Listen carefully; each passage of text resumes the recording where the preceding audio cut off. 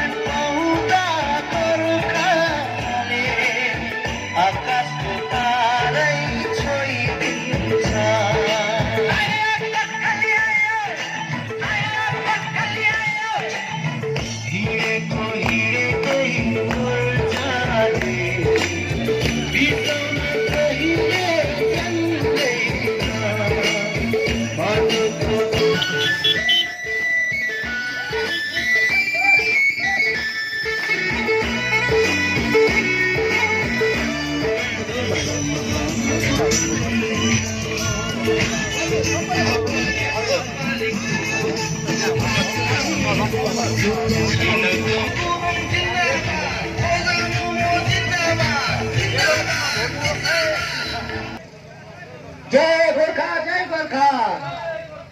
बिमल गुरुङ जिन्दाबाद। गोर्खाल्यान्डमा हाम्रो जिउँदो छ, जिउँदो छ, जिउँदो छ।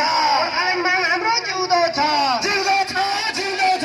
समस्त गोर्खा एक हो, एक हो, एक हो। गोर्खाल्यान्डमा हाम्रो जिउँदो छ, जिउँदो छ, जिउँदो छ। तारै डुवर्स एक हो, एक हो, एक हो। तारै डुवर्स एक हो। हेलो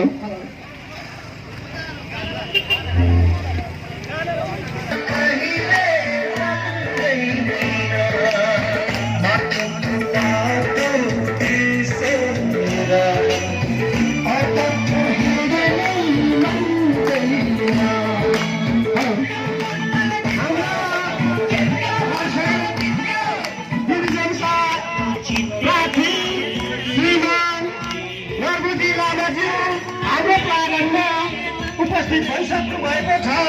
आगामी आउने 17 अप्रेलको दिन भनी हार्दिक अनुरोध गर्दछु।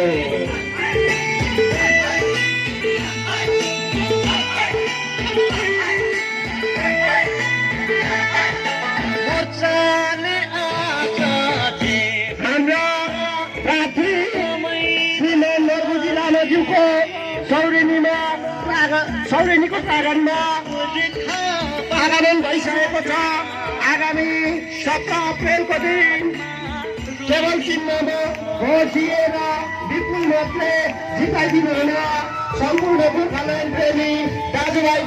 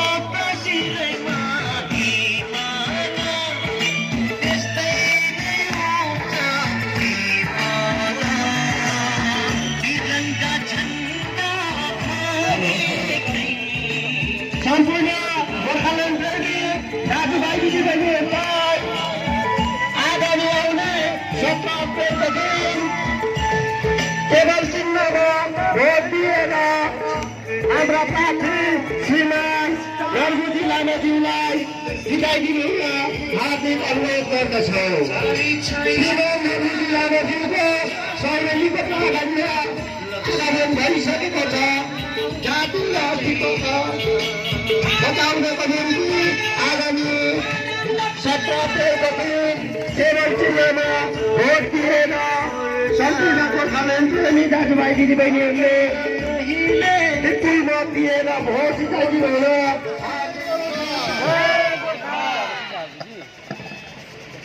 र आज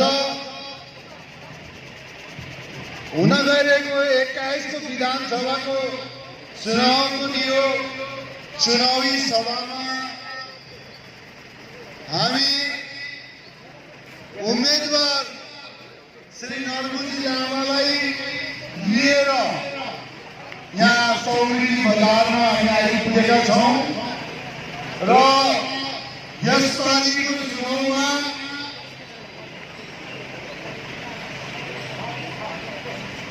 नरमुजी लामालाई किन भोट दिनुपर्ने, टेबलको चिनामा भोट किन दिनुपर्ने अनि हामीले सपोर्ट किन गर्नुपर्ने बहुत महत्त्वको कुरा छ। तपाईलाई थाहा छ पहाडमा विमल राजुको नेतृत्वमा गोर्खाल्यान्डको आन्दोलन भएकै हो। आन्दोलन पछि जिटिए भयो, त्यस पश्चात फेरि दोस्रो चरणको आन्दोलन हुँदाखेरि आफ्नै सङ्गठनको साथीभाइहरूले धोका दिएर चियरमा बस्न गए। दाजु अनि दाजुको टिमको साथीहरू विस्थापित हुन पर्यो यो पहाडदेखि। त्यस समय वो टिएमसीमै थिए, टिएमसीको अध्यक्षको भूमिका निभाइरहेको थिए र त्यस समय हाम्रो तर्फबाट कुनै पनि गाउँमा पुलिसहरू लिएर गएर कसैलाई पक्राउने, कसैको घर जलाउने काम हामीले गरेनौँ।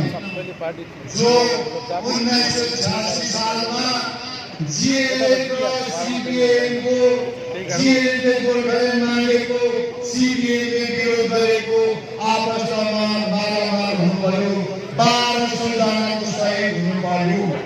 तर वर्तमान यो आन्दोलनमा टिएमसीले चुपचाप बसेर हृदयबाट सपोर्ट गरेको मात्रै हो हामीले। र त्यो अनुभव कतिले मैले जनमुक्ति मोर्चा उहाँको साथीभाइले भित्रीबाट सपोर्ट गरे भनेर मेरो पार्टीमा पनि कतिपय कुरामा मतभेद हुन गयो र जसले गर्दा अध्यक्षको पदधरि मैले छोड्नु पर्यो, त्यो अवस्था थियो। तर सँगसँगै म पनि एउटा गोर्खाको छोरा 1986 सालको आन्दोलनमा म पनि गोर्खाल्यान्ड हुनुपर्छ भनेर लागिरहेको त्यहाँको त्यस ठाउँमा सिकेको कर्तव्य गर्दा म पनि भागी सौरिनी बजार हल्लरले मेरो घर छ। टोकराम नवटोकरामा पल्टोटार चौहानवा छोटा टिङ्गी बडा टिङ्गी सौरिनी मन्जु सबै जग्गा म घुमिरहेको दाजुभाइ दिदीबहिनी तपाईँहरूसँग हिँडेको, तपाईँहरूलाई म चिन्छु, राम्ररी चिन्छु। तपाईँ सँगसँगै मैले पनि अगाडि हिँडेको, सिआरपीसँग सङ्घर्ष गर्नु म पनि लागि परेको, म पनि एउटा गोर्खाको छोरा हो। यो आत्मामा अझै पनि गोर्खाल्यान्ड छ। मैले टिएमसी गरेर पनि मैले गोर्खाल्यान्डको निम्ति कहिले विरोध गरिनँ। अलिकति दाजुसँग मन नमिल्दा मेरो मतभेद हुँदा त्यो मैले भनेको मात्रै हो, तर गोर्खाल्यान्ड मैले कहिले पनि हुँदैन भनेर भनेको छुइनँ। अहिले पनि मेरो मन मस्तिष्कमा छ। र वर्तमान आज दाजुलाई के सपोर्ट गर्नु पर्यो भनेदेखि जब विशालपित जुन मिलाइसकेर आइसकेपछि यहाँनिर उहाँकै सङ्गठनबाट अझै एक नेता नेतृत्वले एमएलएको सिटको लागि कसैले आफ्नो फाइदाको लागि दाजुलाई छोडेर जाँदैछु। मैले सोचेँ यसपालिको चुनावमा दाजुसँग बातचित गर्नु। दाजुले मैले राजनीति दिनु बित्तिकै दाजुले मलाई खबर पठाउनु भएको थियो। मैले उहाँसँग त्यस समय मैले बात गरिनँ, तर लगातार उहाँको पक्षबाट बातचित हुँदाखेरि मलाई यस विषयमा मेरो दार्जिलिङ टाउनको जिएसएलसिपी ललितगुरु अब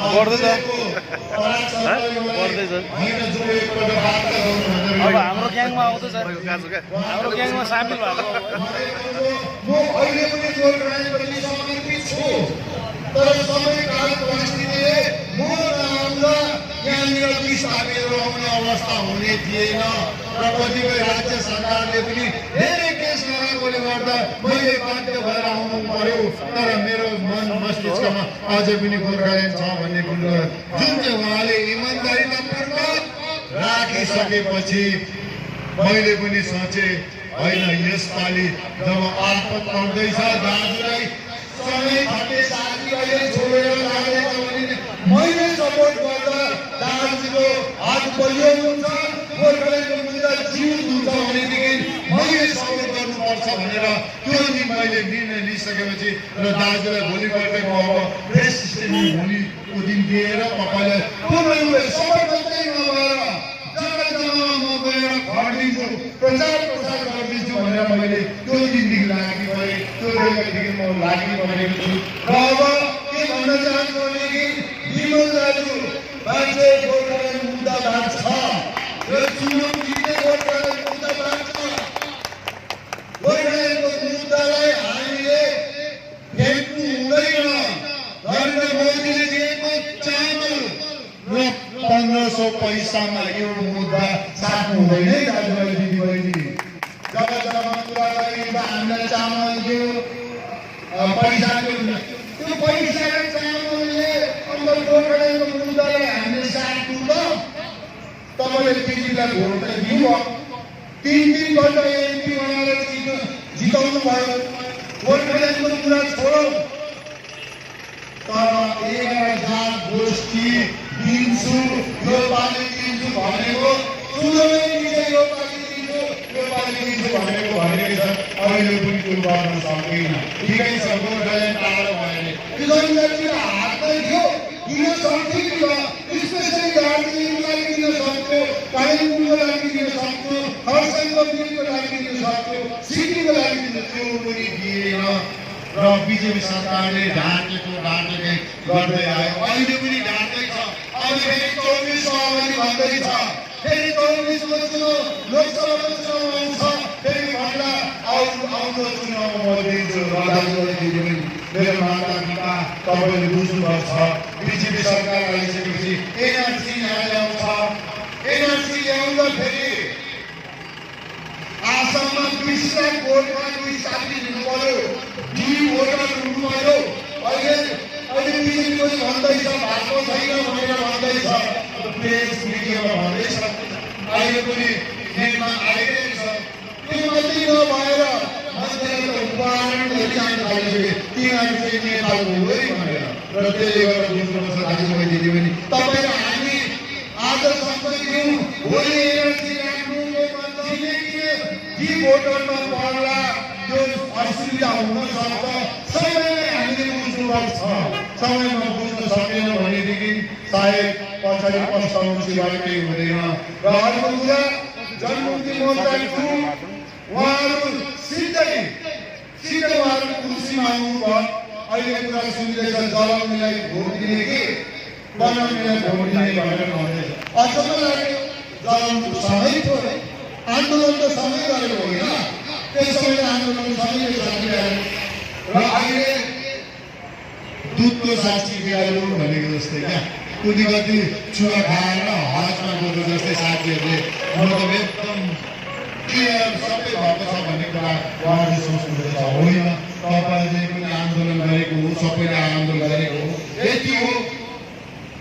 आन्दोलनमा तपाईँले बिथोलेर कुर्सीमा जानुभयो, विमल दाजु चाहिँ जङ्गलतिर विमल दाजु सँगसँगै अन्य विस्थापित बिताउनु पर्यो। त्यो याद गर्नुहोस् त्यो दिनहरूलाई। र वर्तमान म भन्छु सम्पूर्ण जनगणलाई, सम्पूर्ण दाजुभाइलाई, के टिएमसी के जनमुक्ति मोर्चा सर्वाङ्गीय जनमुक्ति मोर्चा 2 कांग्रेस बीजेपी जो जति छन् यस पार्टीको चुनाव मुद्दासँग हामीले मुद्दालाई सम्झेर गोर्खालीको मुद्दालाई सम्झेर विमल गुरुङको इमान्दारीलाई सम्झेर 17 तारिखको चुनाव चिन्ह टेबलको चुनाव चिन्ह हो त्यो चुनावमा भोट दिएर मुद्दा बचाउँ अनि यहाँनिर यो चुनाव हाम्रो नरमुजी लामाले जितेको हुँदैन है त्यति बेला नरमुजी लामा एउटा माध्यम एकजनाको उद्योग चाहिँ माध्यम हो र जित्दा चाहिँ विमल गुरुङ एन्ड टिमले जितेको हुन्छ सँगसँगै टिएमसीले पनि जितेको हुन्छ र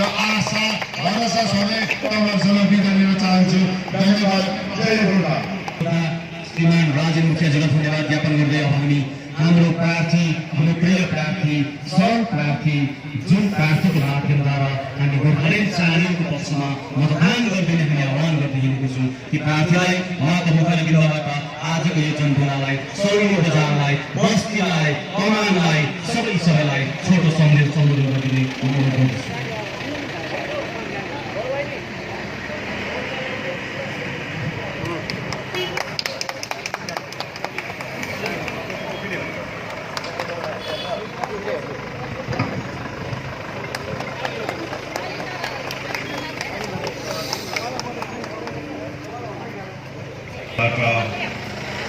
सौरेनी सम्पूर्ण मेरा परिवारलाई हार्दिक अभिवादन टक्राउन चाहन्छु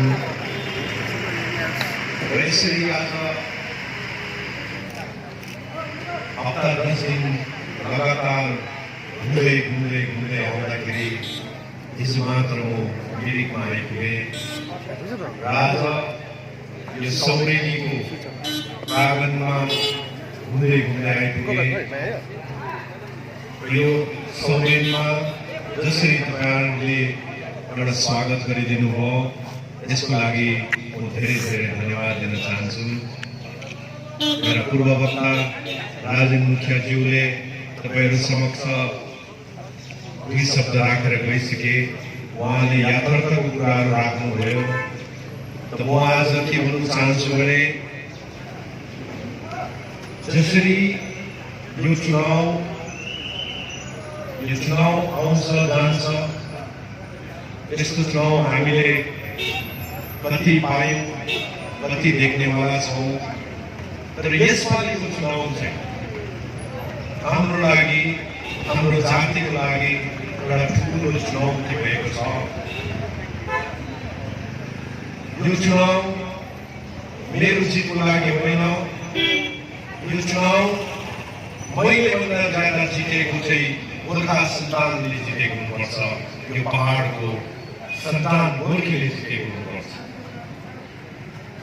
2017 को आन्दोलन पश्चात यो पहाडको परिस्थिति तामाइडोल भएर गएको यो मैले भनिरहनु पर्दैन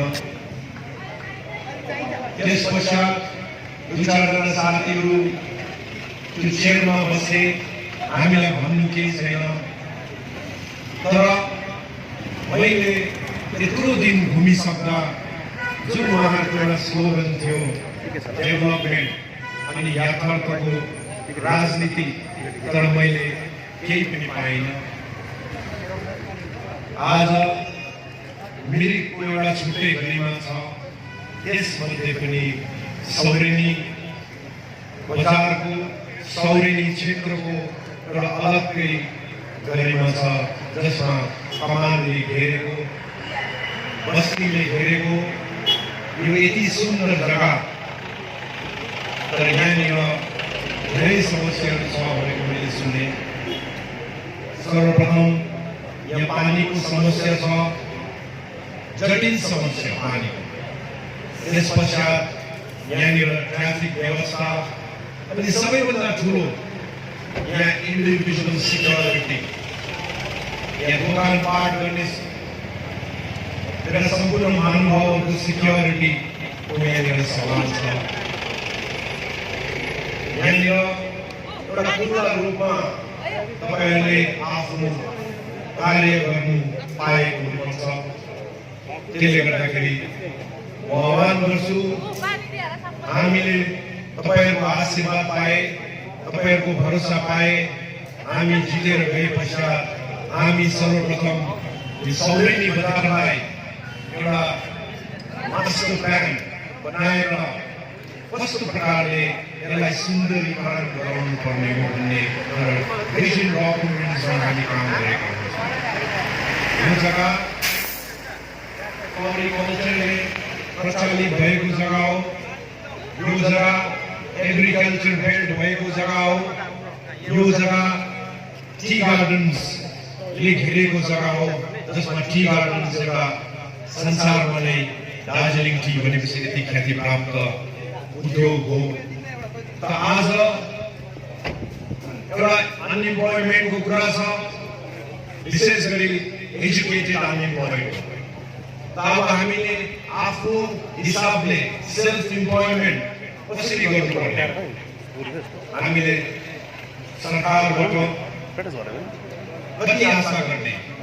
तर म भन्छु self employment is the best employment. यहाँनिर यति सुन्दर जग्गा, टुरिज्मको जग्गा हो, टुरिज्म प्रमोट भएको जग्गा हो, अझै पनि प्रोस्पेक्ट छ। त्यसले गर्दा म आफू पनि एउटा टुरिज्ममा धेरै वर्षदेखि काम गरेकोले गर्दाखेरि म आज मेरो एजुकेटेड अनइम्प्लोइड भाइ बहिनीहरूलाई, जति पनि बाबुआमा दाजुभाइ दिदीबहिनीहरूलाई म यो भन्न चाहन्छु, हामीले एउटा टुरिज्ममा नयाँ कन्सेप्ट ल्याएको छौँ। पहिला टुरिज्म भन्दाखेरि दार्जिलिङ, कालिम्पोङ, खरसाङ, गान्तोक, सिक्किम टुर्स मात्र बुझिन्थ्यो। मिरिक एउटा झिलले गर्दा अति नै प्रचलित एउटा टुरिज्म डेस्टिनेसन हो। तर यो एउटा कस्तो भयो भने अर्बन टुरिज्म मात्र भयो। अर्बनमा मात्र एउटा रेभिन्यू जाने भयो। तर हामीले एउटा रुरल टुरिज्म भनेर एउटा नयाँ स्लोगन लिएर विगतका 5-10 वर्षदेखि हामीले रुरल टुरिज्म स्टार्ट गर्यौँ। रुरल टुरिज्म भनेको के हो भन्दाखेरि कमान बस्तीमा, रुरल एरियामा एउटा टुरिज्म इस्टाब्लिस गरेर तपाईहरुको घरमै एउटा होमस्टे स्टार्ट गरेर एउटा बेकारीको समस्याको समाधान